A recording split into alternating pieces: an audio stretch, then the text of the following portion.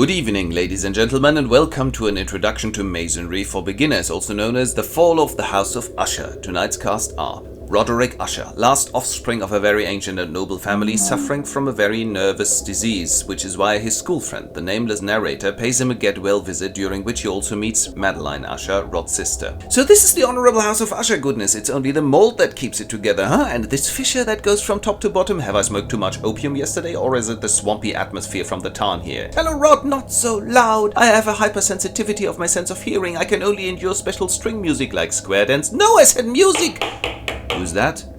That's my sister who's sick too. And while Rod and the narrator start reading and painting in order to relieve the melancholy disease of Usher, Madeline gets worse and worse and boom, she's dead. Tell you what, let's lay her out in the dungeons for the time being. I don't trust the doctors. Okay. So this is what the two of them do. They take Madeline to the dungeon, close the coffin lid over her, and the heavy iron door of the vault slams to. In the following days, Rod gets worse and worse. I get worse and worse. And the narrator can't sleep either, and then there's a stormy night when Rod suddenly, boom, stands in the room and goes, "Look out! There's a strange creepy glow around the house!" Oh, go on, close the window, that's probably only a little radioactivity, I'm going to read something to you. And while the narrator reads to him from a second-rate novel of chivalry, Rod stares at the door, and then he clubbed the dragon to death.